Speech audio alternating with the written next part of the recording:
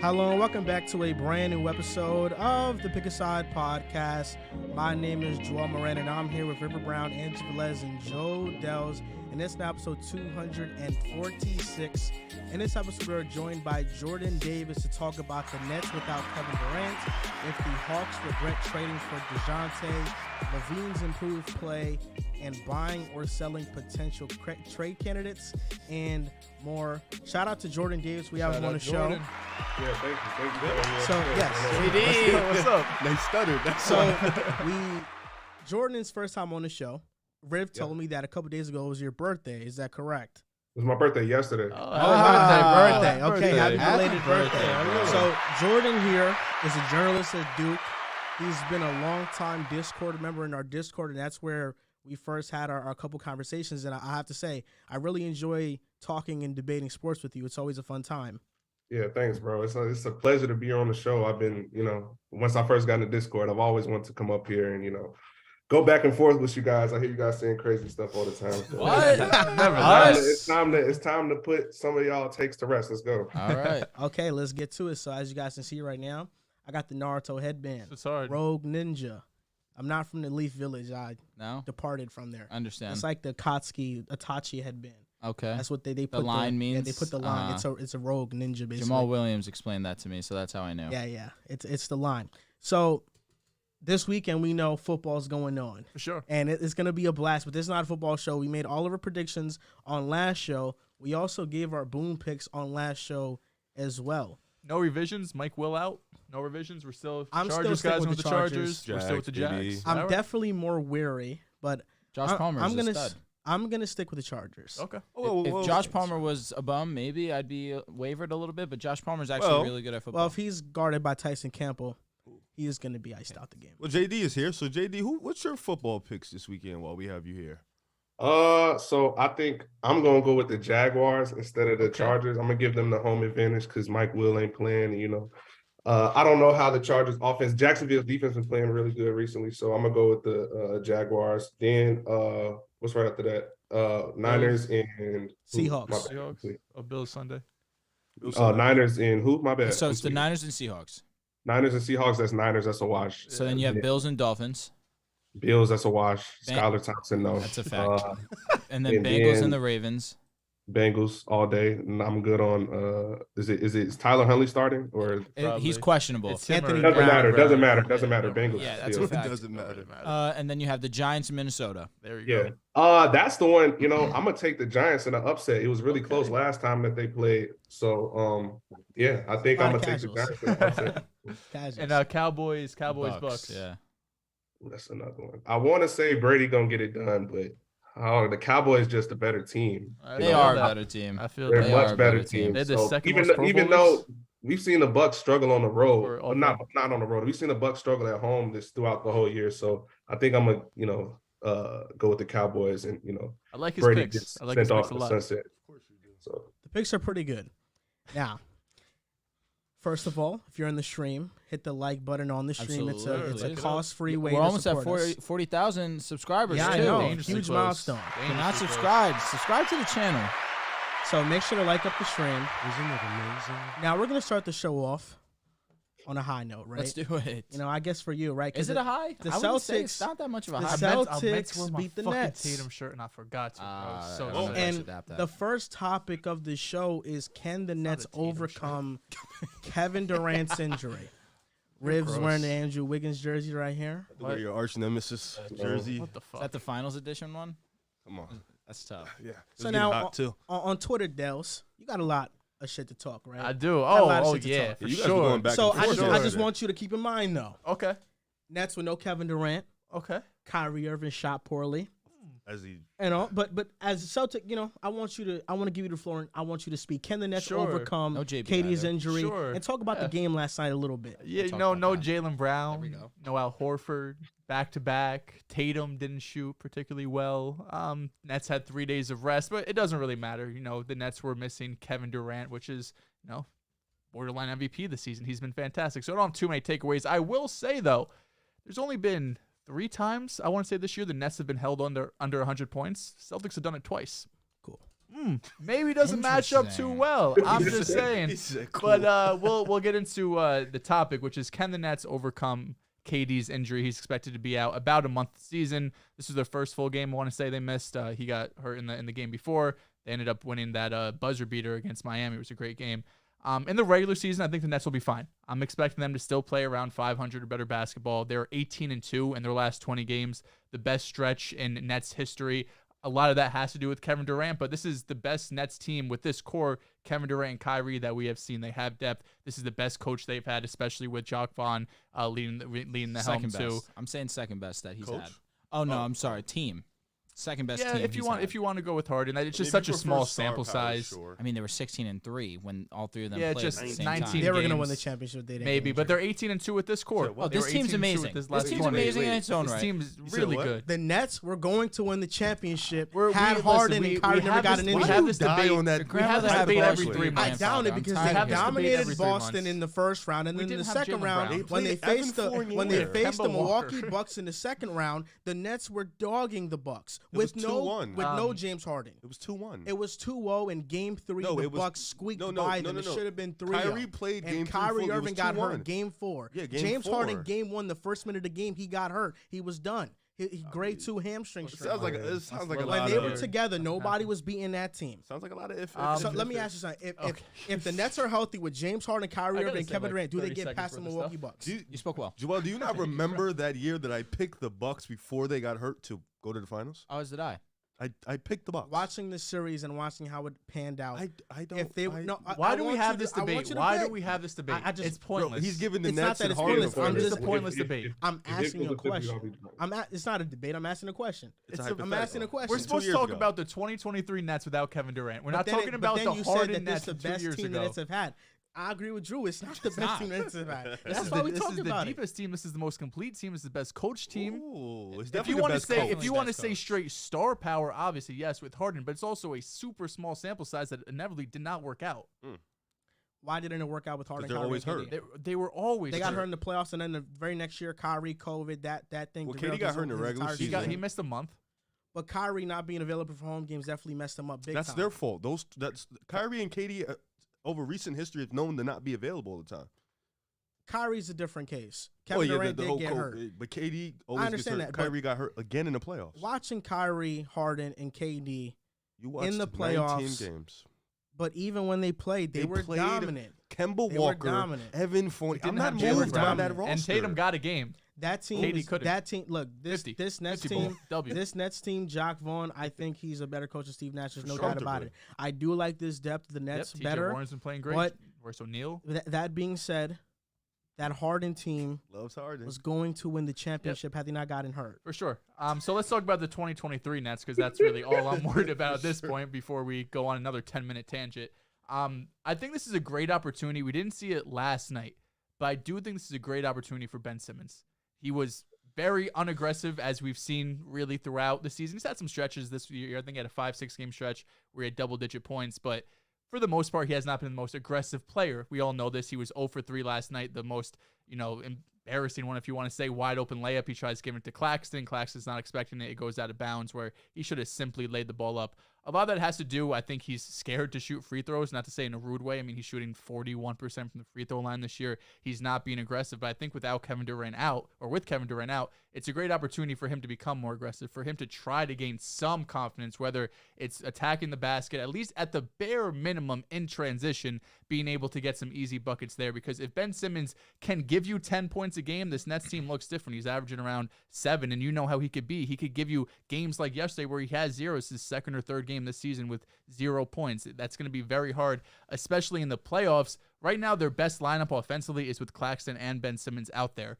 You're not going to be able to do that in the playoffs, especially against the Boston Celtics. They're not going to be able to do that. It's just going to cripple your offense when you have two guys who obviously can't space the floor. It's going to be tough when neither of them can shoot free throws. They're both under 50% from the free throw line. Defensively, of course, they're both fantastic defenders, and you want to have them out there. But in crunch time, when it really matters, especially if you have the Nets rolling offensively, all the Celtics, whoever's to play, just foul one of them. Put them to the line. It's going to be hard. This Nets team is really good. I still think they're the second best team in the East, and they should still be fine without Kevin Durant. But if you're looking big picture-wise, I mean, I don't want to take too much away from one game against KD, against the Celtics, but they're 2-0. Celtics are against them. I know no KD. We didn't have Brown or Horford. Sitting here as a Celtics fan, I'm feeling fine against the Nets. I'm not that worried in the 7-game series. They've been playing well. They've been playing really well, but we match up good against y'all. We do. We swept you guys last year. We won 9 in a row. You know, I mean, what can I say? Gervonta Davis is one of my favorite fighters. And the reason he's one of my favorite fighters What, boxing now? And I'm shocked too. But is it's all right. because I'm he's wondering going where to he's face about to go. Ryan Garcia next, right? And all the internet's talking about is how badly Gervonta is going to beat Ryan Garcia. Whenever Gervonta is asked about it, he says he's going to be a tough opponent. You lack respect for the Nets. That's my point. I lack that. respect. Do I not say they're the second lack- best team in the East? You lack respect for the Nets. You might have said they're the second best team in the East, but what did you follow that up with? I said I'm you followed that up. comfortable. You said I'm confident. I'm not worried. Should I I'm not not be? worried about the Nets. We won You know, nine- we we match won up great 9 again. in a row. That's cool. That don't mean you're going to win 10 in a row. That don't mean you're going to win 11 in a row. That does not mean you're going to win 12 in a row. It does not mean any of that.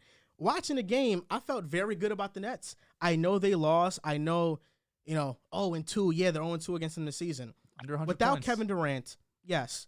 But without Kevin Durant, I thought they moved the ball well. They shot 45% from the field, 38% from three. They had more assists, steals, blocks, and less turnovers than the Celtics. Still lost by double digits. Because the biggest difference in the game was rebounding. The Nets had 31 to the Celtics 48. You guys had 17 more rebounds than them, and you guys had 12 offensive rebounds, which that gave you guys 12 extra possessions. If you're having 12 more extra possessions in a team, more likely than not, you're going to win. The Nets have to rebound better. Ben Simmons has to be more aggressive. In the first half, it was fine because when he had 10 assists in the first half, I believe it was, to me, I think the Ben Simmons aggressiveness thing holds some truth. But if you're generating 20-plus points, I think you're doing fine offensively. And Ben Simmons actually was the least of the Nets' problems last night. He had a team-high 109.1 offensive rating versus 90.5 when he was off the floor. The least 0 of their points. problems with 0 points is It's crazy. 0 Yes, points. I know. 0 points is bad. I wanted him to score in the second half. There's no doubt. I had an over 8.5 you points were for him. beat from day Yeah, one. there was no chance I was going to win that. Yeah. But Ben Simmons, to me, he knows what he has to do. When asked in a post-game press conference, and Really? when he was asked do you feel pressure Been to be saying more this. aggressive, How long has he been he saying said, this? I don't feel pressure, but I know it's something I have to do. Jacques Vaughn is already a coach that is not demanding him to do that. And I like that about Jacques Vaughn. He has a great approach to coaching, and Ben Simmons in the Nets offense is used as a connector. He is like a Draymond role, like a Lonzo to the Bulls role. He's a connector. Do I want him to be more aggressive in trying to look for a shot? Yes, He can't give you especially 0. with those spaced out lineups where you have O'Neal, Harris, Seth, and a bunch of shooters, and Moran around him, a bunch of shooters around him. But ultimately, I thought Ben played fine. And that play you're talking about where he goes into the basket, Luke Cornett is 7'2", man. And he has a pretty long wingspan. He had a wide open I don't layup. think it was wide open. It was wide Scared open. of It, Luke it was Cornett's not. crazy. It was not. Look, it was not wide open. And I will say this: Ben Simmons. I'm not mad at that play because if that pass is on the money, it's a Nick Claxton dunk. And go rewatch the play. Nick Claxton was wide open. They were helping over. Ben Simmons puts that pass on the money. That's an easy basket But for Nick that Claxton. shouldn't be a pass. That should be a layup, an easy layup. I don't think he was wide open, bro. I You- thought Cornett go was up. going up. with him. go We're up. talking about Cornett- Ben go up. Simmons. Cornett was going up with him. Why not just Cornett. ask him to go up? He's 6'10", Maybe he could go 240. up. If he can't go But- up over Luke Cornett, what are we doing here? But that play specifically was not a play I looked at and was like, this is horrible, Ben. Would that I was have liked him to do it? Yes, but I thought he made the right basketball play on that one. Ultimately, the Nets lost because Kyrie Irving didn't shoot well. 9 for 24 from the floor, 3 for 11 from 3. But I thought this game showcased, if they play like this against Boston, which they did everything right except rebound the ball, you can beat every other team in the league that are not like the top echelon teams without Kevin Durant. Yep. This is not a team that's going to fall below 500 without KD. As long as it can stay afloat for a month, which that's how long KD's out for, this team will be fine and can hold a top 4 seeding in the Eastern Conference. It was a nice win for the Celtics. It was a great win. But I also thought that in the game, we definitely saw why I think Claxton is just as good as Rob Will. You're laughing at me can't for shoot that. free throws. And now we look at Nicholas Claxton. He had 4 or 5 blocks on the game. Respect shoot Nick free Claxton. throws. Respect him. But the Nets played fine. I think they're gonna be fine. I'm really gonna judge these teams when KD You might get ran off Jaylen the Brown court. and Al Horford all play together. That's the biggest thing for me. You can't shoot But I thought the 45. You Nets can't shoot played well. 45% from the free throw line. Who says they're gonna? And the Claxton this year is shooting like 45, maybe 47% Claxton from the free throw Claxton line. get better. Okay, Rob's like a 70-80% free throw shooter. Oh, that's cool. That's a huge difference, a massive difference. Yeah, I that guess. could change a series difference. Well, we're not. I didn't know that the trade deadline happened. That's gonna still make moves. It's not, but okay, you're gonna take Claxton off the court. You don't Miles have to Turner. take him off the court for the entire game, but you can take him off for stretches. You've been If hyping you've- up Claxton this DPOY. All of a sudden, now you need someone else to come He's in playing and at that replace him. level. He No, has the he's most. playing, He he's has the playing most. really well. Do you know who has the most points saved in the NBA right now? Is it Nick Claxton? Oh yeah, it is Claxton. good for All right, him. respect him. He's a DPOY candidate. I'm just saying. Nets. I still. This was a good sign. This game did not make me panic. I thought it was a good game. I did. It was a good game. I agree. I do think the Nets will be able to stay afloat. I happen to look up their schedule a little bit. It doesn't look like nothing No. too bad. You know, The they next couple are very low. Yeah, they got the Suns who are banged up. They got the Thunder. They got the Spurs. Yeah. They go to Golden State next week. They got Utah. That's tough. So they got Detroit. They got a couple good. They'll be fine. I think they'll stay within the top 3, top 4 scene. As long as they stay there, when Kevin Durant gets back, there's no problems. So I think they will stay afloat. They will be fine because Jacque Vaughn has been great all year Yes. since he started. He's been able to keep these guys level-headed. Kyrie Irving has been amazing. The ball movement is exceptional. Ben Simmons is a good playmaker, so you can keep him running the offense. The defense is good. That's 0 points though. Listen, I know we like to say he plays the Draymond role, the Lonzo Ball role. Lonzo Ball averaged 14 points a game. Lonzo Ball can shoot the three ball. Exactly. Draymond Green, crazy. Draymond Green to a degree is aggressive when he needs to be. He can attack the basket. He'll hit shots. Ben Simmons, Don't gas him. he has the ability to attack the rim. He has the ability to finish against Luke Cornett, to finish against Rob Willie. He's 6'10", he's athletic, he's strong, he's physical. So it's like we're upset because he has the ability and he's just not showing it. I think he has to not have these games where he scores 0 points. I know he done other things. He can rebound, he can play make, but when Kevin Durant is out, you need that other guy. You need that next level guy that can create buckets and can score. It can't just be the Kyrie Irving show and then everybody else. It has to be somebody else. And it could be anybody on every given night, but I don't expect Royce O'Neal to come out and give you 20 to 25 points, creating for other. I don't expect that. He's a shooter. I expect him to be ready to shoot, but I expect Ben Simmons, the next guy who has the ability to do that, I expect him to come up and be able to be more aggressive. He has to do that. And then in the playoffs, it's going to be tough because I asked this question the other day. What if teams play Hacker Claxton, Hacker Ben? That's going to be tough. Both of them cannot shoot free throws. So I just think it's not a big deal. 0 points is still fucking crazy, but it can be fixed. Ben Simmons, he's known for years he needs to be more aggressive. So this is just recurring thing. We don't need to keep telling him the same things. He knows he needs to be more aggressive. He should have been more aggressive in Philly. He needs to be more aggressive in Brooklyn. This is the same thing we've been preaching for 3 to 4 years. This is nothing new.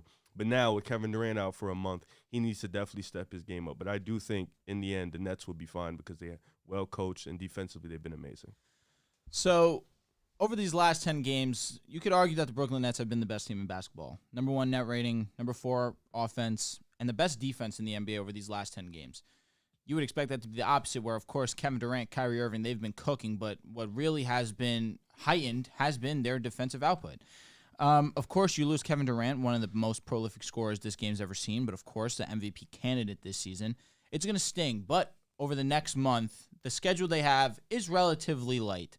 Over these next 4 games, it's pretty simple. River already mentioned it. They have the Spurs. They have, the Spurs, the Detroit, Thunder, the Suns, Lakers. Detroit. A lot of winnable games. So then it's towards the back end of January where they start to have a little bit of a challenge. Then in February, they started off with a bang. They do play the Celtics. In Boston. That's what I'm saying. So they have a good amount of games right now to get at least quote unquote comfortable without Kevin Durant. You have 4 games where you start to see, all right, what's our identity without Kevin Durant? What can we really do without one of the premier players in the league?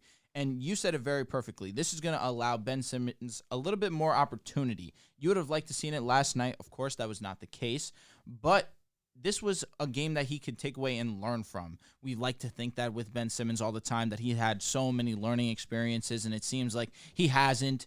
But in this opportunity where now he's going to be relied on a little bit more offensively, I can see it where we'll actually start to see his attempts per game go up, where hopefully we see a little bit more aggression out of him. That's what I want to see in Kevin Durant's absence. I think regardless, the defense is going to be fine. Of course, Kevin Durant, where we talk a lot about his offensive game, this show we've tried to highlight how great of a defender he has been this year, specifically as a shot blocker as well. You mentioned it as a rebounder. He will be missed, and it was seen last night where Celtics absolutely dominated the boards.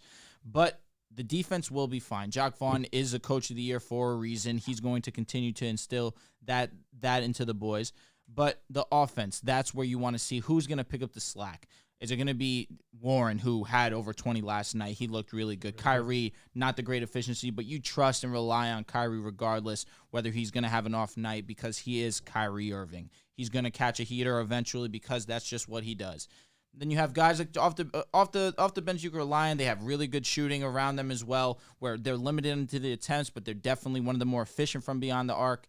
But I am looking for Ben to become more aggressive in this span because the opportunity will be there. And this could potentially be a bonus for him down the stretch where at least now he has the confidence come playoff time that, okay, I know what I can do when I have the basketball in my hand. I need to trust myself and trust my abilities. Because of the heightened opportunity, maybe it'll carry over into then where he won't see the same opportunity then, but at least he can trust himself that he can do so. I trust in the Brooklyn Nets for sure. Around 500 is pretty fair, especially Kyrie Irving wants to be talked about like I continue to do as being one of the best players in the league because he has, up until this point, been one of the best players in the league this season. But now especially, you need to be the leader in the locker room. You need to be the guy that's going to go out there night in, night out and dominate on the offensive side of the game. And I think that he can do so. But this is now his opportunity to put it on a world basis to put everyone on notice. Yeah, I agree with majority of everything y'all said. You guys are focusing on Ben Simmons. I am focusing on everybody else. We already know what Ben Simmons is offensively, like, as a playmaker, as a facilitator, as getting everybody else involved. But as a scorer, we know he still has some question marks. So, I'm not really expecting too much out of him. Like, yeah, it would be great to see him step his game up from a scoring standpoint.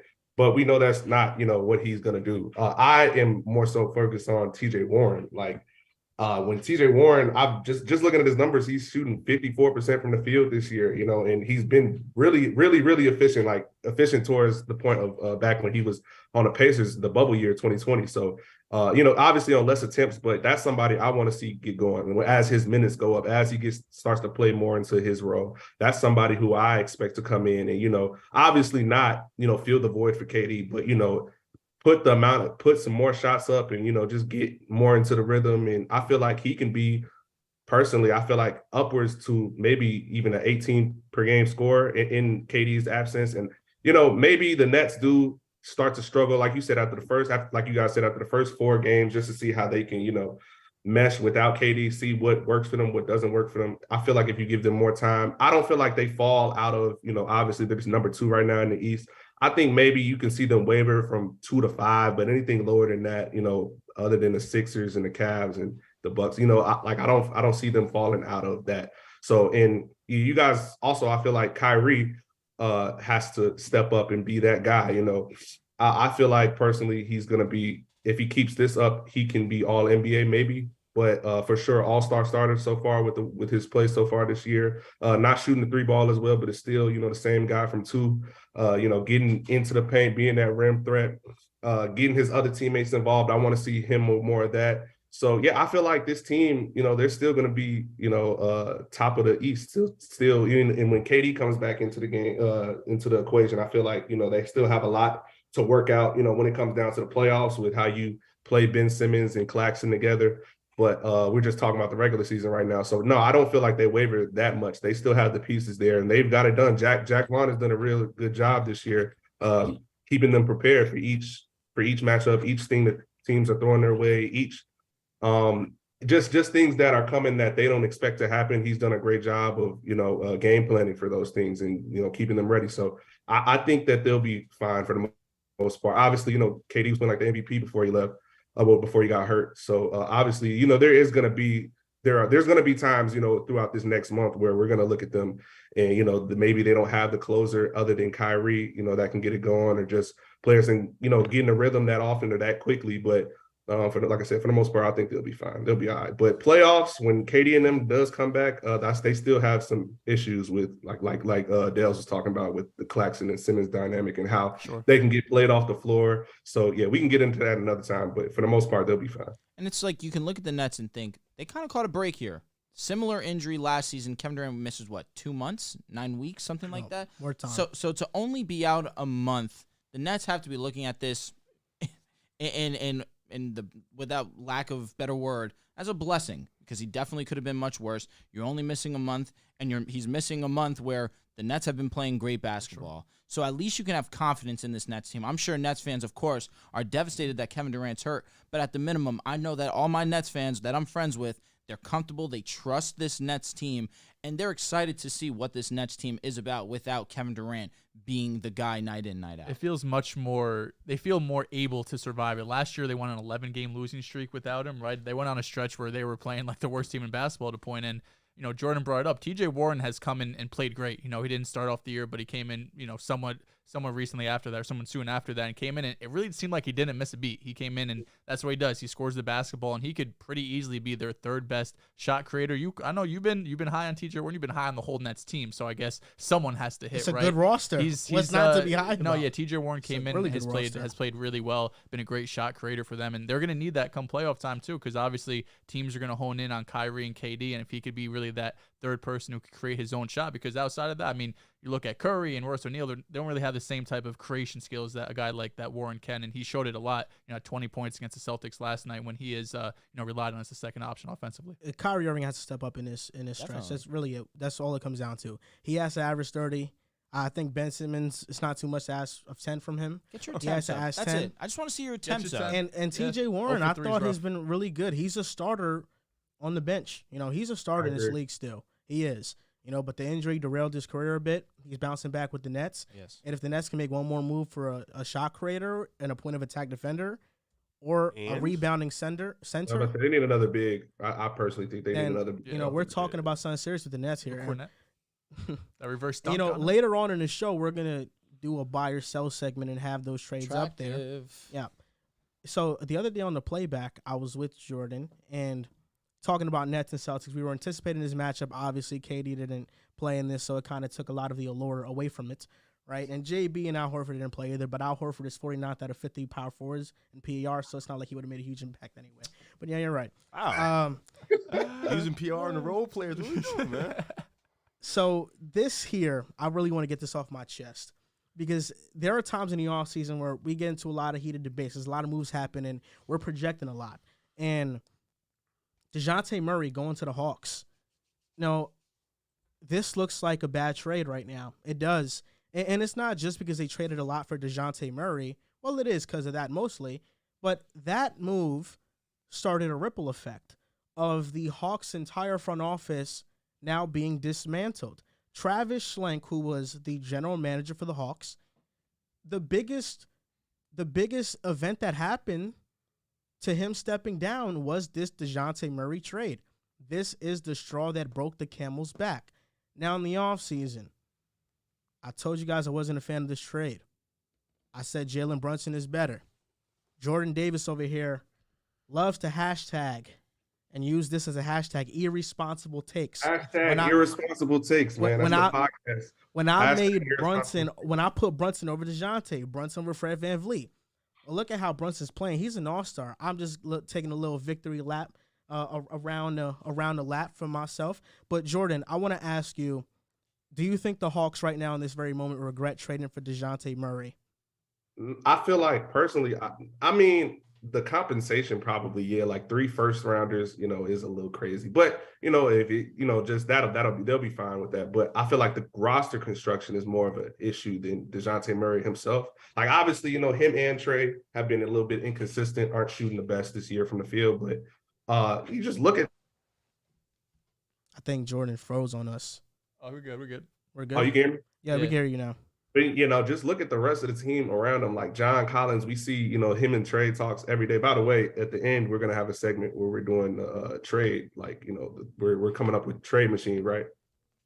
That's facts. That's later. Go ahead. Right. So I have something that can potentially fix the Hawks. But, they just don't have the pieces I feel like around them. So it's, Trey and Dejounte are just taking bad shots and wavering, and as great of a rim threat that Trey is, what's the big old Onyeka Okongwu, with Clint Capella being out, he hasn't, been as great or as they would expect him to be. Bogdanovich hasn't been as great this year. So it's like, the pieces around them just haven't, panned out. So I feel like focus less on DeJounte Murray and Trey. I feel like they can work that out. They can play better as they get some better players around them. More specifically, I feel like they need a better P&R big than just some lob threats or people that they put in the dunker spot like Capella and Collins, or even Collins just off in the corner. He's not a good floor spacer.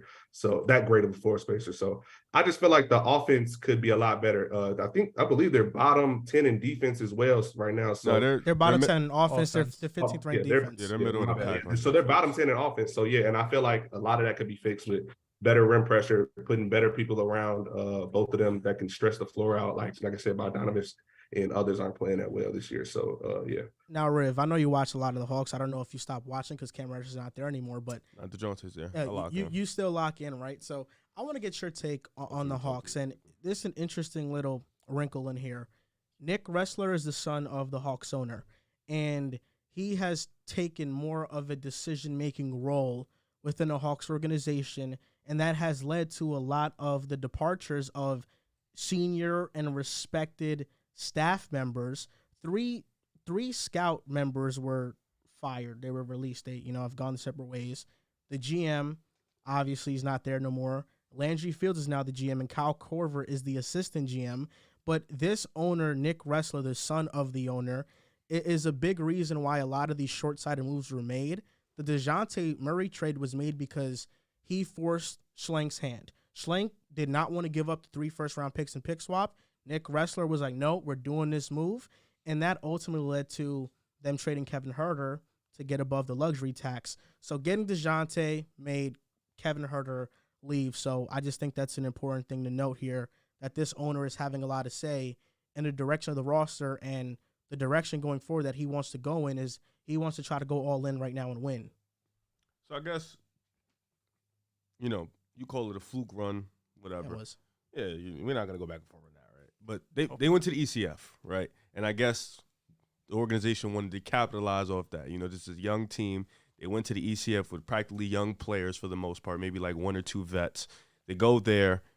They beat Philly. They upset Philly. They beat the Knicks. That's an upset because they were the underdogs. And then they go give a fight to the Bucks. You look at this team coming into the offseason, you're like, okay, wait, this is the team we can maybe do something with. They pretty much let the roster go running back. Right? Doesn't work. They realize they need another ball handler. They go get DeJounte. Now, I agree with JD. Maybe the 3 picks was a little bit too much. But it's really, like, if you're watching Hawks games, it's really bigger than DeJounte. I mean, there's a new guy in trade talks every single week. There's drama in the locker room outside of basketball. There is no continuity because they're all always injured. They're all always in and out the lineup. And then, of course, nobody has really, Nate McMillan is not a good coach. He doesn't run proper offensive sets. He doesn't put his guys in positions to be successful. Now, DeJounte isn't playing his greatest. He's still an inefficient shooter, but defensively he's been fine this year as a playmaker. He's been okay. So that's something you wanted. You wanted another ball handler next to Trae Young. But if your best player is also a guy who's been stinky with efficiency, then that's not going to help your team either. So it's like, yeah, we can look at DeJounte as the person because he was the one that got traded there, so he's going to get the biggest spotlight at the moment. But it's really, really deeper than DeJounte. I mean, this team is just built unpoorly. I mean, DeAndre Hunter has yet to make that leap. He just got paid. He has yet to make that leap. Bogdan was hurt. He came back. He's still trying to figure it out. John Collins, who's in trade talks every week, he has not gotten better at all. He's somebody who— That's disappointing, too. Yeah, he just doesn't fit with this roster. Clint is always in and out the lineup. Onyeka, he has not propelled. AJ Griffin's been fine. That's somebody you can look at as a bright spot. He's been amazing. That's a guy you can circle like, all right, we know we got him going for the future. But I do think, the GM forcing his hand into making a short-sighted move like that, when realistically you could have the 3 picks DeJounte may not be worth the 3 picks, but you could have made other moves in a sense to build this roster. I do think Trae and DeJounte can figure it out. I think those are 2 guys that can figure it out. But I think this roster as a whole is just a terrible fit. We were having this conversation before the show. and I said how I don't love the trade in hindsight for the Atlanta Hawks, and you kind of gave me that patented Joel smirk, like, now it's not a good trade. Yeah, and I don't think it has to do with Dejounte Murray, not at all. I think it more so has to do with the Atlanta Hawks as a whole and them just not being good right now. The whole point was to be better than you were last season by making this quote-unquote power move. You trade more than one first-round pick, let alone potentially 4 first-round picks. You're supposed to improve vastly. And for that to not be the case at this point in time, as they're 3.5 games behind the 8th seed Miami Heat, something is clearly wrong. You alluded to it a little bit. Nate McMillan has, outside of his first year being there with the Atlanta Hawks, where he took over midseason and they had that ECF run, he has not been that great of a coach for them.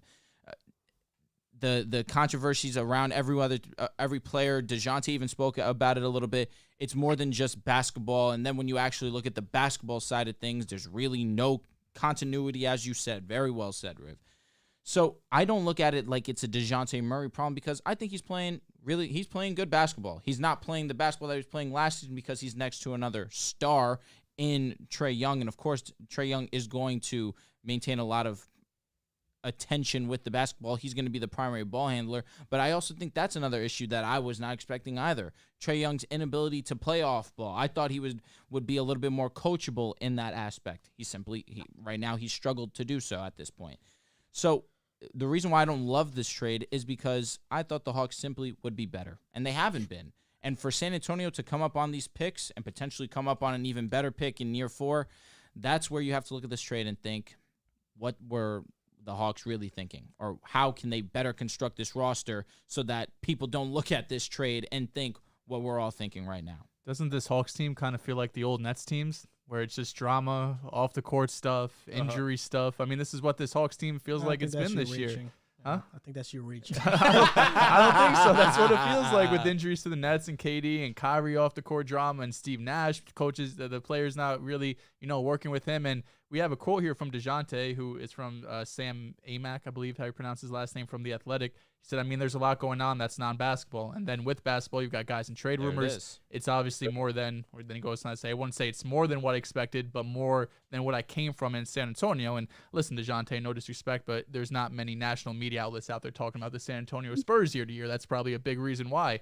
And a lot of it has to do with, you have guys who not only are on and off the court, but you say John Collins is in trade room every week. John Collins has been on the trade block for like 3 years. It seems like every single season, every day, you hear a new trade rumor around John Collins, the Trae Young and McMillan stuff that happened earlier in the season. And I remember at the start of the season, I was originally in favor of this trade. I think if you go out and you get a star, you should be able to get it done. But I also remember saying maybe a month or two after that, you're changing this team. You're changing this offense. This was Trae Young and everyone else around him. Now you're bringing in a second star to go next to Trae Young. Now, normally you want to do that because obviously star power in the NBA, that's going to work out more often than not. Obviously, your Nets with James Harden would have won the championship, as you do say. Yeah, correct. But you do change that when you have a team that did make an ECF run, whether it's a fluke or not. They made the playoffs last year. Regardless of if they're an 8 seed, you still, had some sort of success. And Trae this season, sure, he's averaging 28 and 10, but he's not efficient. He's shooting 31% from 3, worst of his career. He shot nearly 40% last season. Effective field goal percentage is down over 7 points this year as well. So the Dejounte fit, while we thought it would be seamless because we know Trae is just such a skilled basketball player, like you mentioned, Drew, the ability to be able to play off ball and just be able to knock down shots that we expect him to do. He's not doing that this year. 31% from 3 from Trae Young is something, regardless of the attempts, that is Trae Young, right? It's his ability to hit threes, and not just threes, but tough threes, deep threes, no matter what the situation is. He hasn't been able to do it that year. And offensively, it's taken a big step back. They were the number 2 offense in terms of offensive rating last year. They're 22nd this year, right? It does go deeper than Trae Young.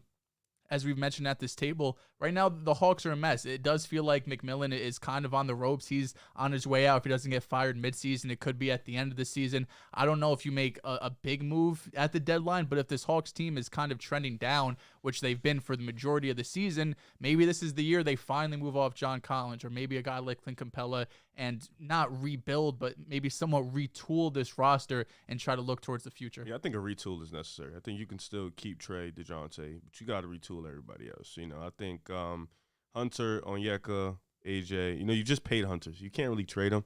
Onyeka is a nice piece, just He's somebody you want to get on better. A rookie deal. Yeah, sure. You still have the opportunity to retool if you got Trae Young and Dejounte, I feel like.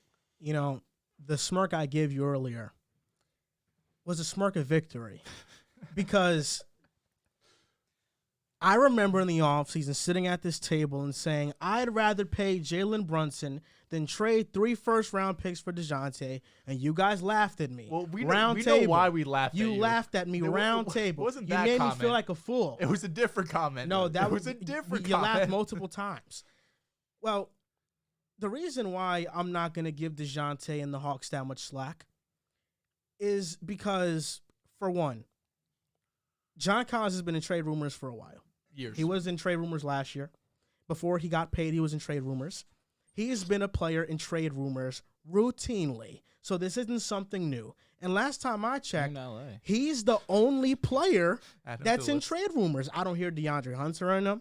I don't hear Clint Capella, Onyeka, all those other guys. No, Clint was in it last year. For me, I just been hearing mostly John Collins. I'm with you. So they've been dealing with that for a while.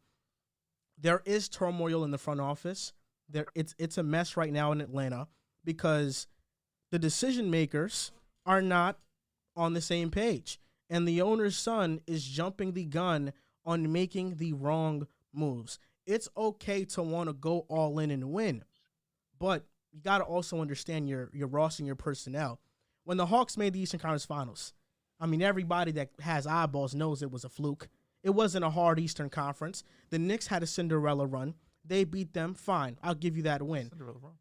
The Sixers choked. You picked the Knicks that year. The Sixers, that's my team. Am I not going to pick them to win? Embiid choked. Get that right. Ben Simmons Embiid also. choked.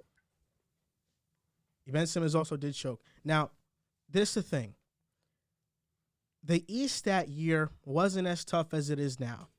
The Hawks from that ECF run, the very next year, what did they do? They didn't make a move. If you want to go all in, it only makes sense to go all in if the player you're getting makes a significant difference. Trading for Anthony Davis for the Lakers, that led to a championship. The Raptors trading for Kawhi Leonard led to a championship. The Celtics trading for KG and Ray Allen, that led to a championship. Kevin Love to Cleveland when you had LeBron and Kyrie, it led to a championship. There have been power moves that haven't led to championships. For sure. Like we see the Clippers right now, the Nets. James you know, Harden. there's definitely examples of it. But for the most part, those risks were warranted because James Harden is an all-NBA caliber player. Paul George is an all-NBA caliber player, and you were only getting Kawhi if you got Paul George. True. So you needed to get him. Dejounte Murray's not that. And maybe I might have been a bit overboard when I said he'd be out the league if the Spurs didn't draft him. You were. It was a hyperbole. What I meant was that he would not be the same player. My issue with Dejounte is that he got overrated last year because he had a very large role. He was 42nd in usage. This year, he's 72nd. He was the lead guard on a tanking Spurs team that exceeded expectations and was a play-in, and he played horrible in the play-in.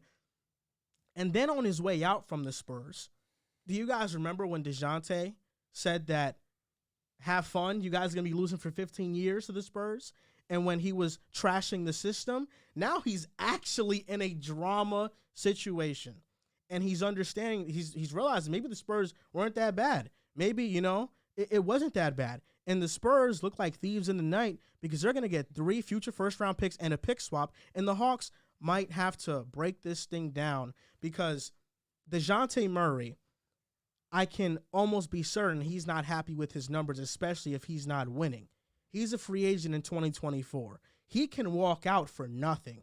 He's going to be unrestricted. So if the Hawks don't figure an extension out, and what does a Dejounte extension look like? $30+ million?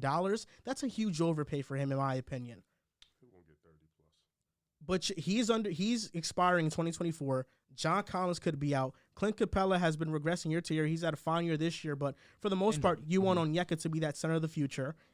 I mean, the Hawks are stuck. They don't have picks. They're not going to have cap space. And Trae Young, there's a serious question mark about how far he can lead a team. I understand he made the Eastern Conference Finals once. There are plenty of players that have a run once and never have a run like that ever again. Trae Young's defensive liability and his play style, which we all talk about the Lukas and the Hardens of the world, but Trae Young has that play style and is not as good as those guys. How far can you really go? So for me, the Hawks, they are a mess. I think in hindsight, this was a terrible trade. And when Donovan Mitchell got traded to the Cavaliers, I said all the losers are the mid-tier Eastern Conference teams, the Bulls, the Hawks, the Raptors, because the Cavs just got significantly better with Donovan Mitchell. That's a player you trade 3-4 first-round picks for. That's a guy you trade those picks for, not Dejounte Murray. And they're one of those teams suffering because they're in the middle, and there's really few options to get out of that right now. Few? There are very few options. There are very few. I mean, what can you really do right now? You have to hope and pray that someone's going to want to take John Collins. And what is he making, 22? Is it 22? And you have to draft well, and they just fired 3 scouts. Capella probably is intriguing to some teams, especially for the fact that he's a big that obviously is a good shot blocker, good rim protector, can finish into the basket pretty efficiently. But the risk is that he struggles to stay on the court at times. But I feel like that's a player that definitely would be easier to trade of the two. He's not making. I think that's probably the easiest guy to trade on the team. I agree with that statement 100%. And if you're the Hawks, I feel like it's easy to let him go as well. But I don't disagree right now, because right now the whole thing is to build around Trae Young. And if I'm going to be completely honest, I can't sit here and tell you how to properly build a team around Trae Young, especially with the play that he's had this season, where he has not been the most efficient. I mean, I can guess, yes, the best way you can fit players around Trae Young is to space the floor, have shooters around him that can also shoot the ball at a very efficient clip. But you had shooters like that in a Kayvon Huerter that no longer is on the team. Of course, that is only one guy. Is his name Kayvon or Kevin? Nah, it's Kevin, but I call him Kayvon. Oh, okay. I was like, because that's what he wants. That's his nickname. And DeAndre Hunter, he's been playing solid basketball, but you'd expect him to be playing a little bit better. He really has not progressed that much since entering the league, and the people's expectations for him from his rookie season and his second. But really, that's really the only way I can picture you building a team around Trae Young that's successful, and him being able to play off ball, especially with Dejounte Murray, because you trade 3, potentially 4 first-round picks for a guy. You want him to be involved in your future plans and in your offense. So it's also not just on putting pieces around Trae Young, but also Trae Young being able to be coachable. I think That's the first another thing thing to do too. is get a coach. I don't disagree with that. Real coach. With Trae Young being playing more off the ball, I don't think it's a Trae Young thing. It's a lack of system thing. Of course, I agree with that. But I think that it does also need Trae Young needs to take a little bit of accountability as well, because you're the leader, you're the best player on the team. You want to be in that superstar conversation, which deservedly so, of course, with the numbers that he puts up, the ECF run. But there needs to be a little accountability, and I think that he knows that and he understands that too.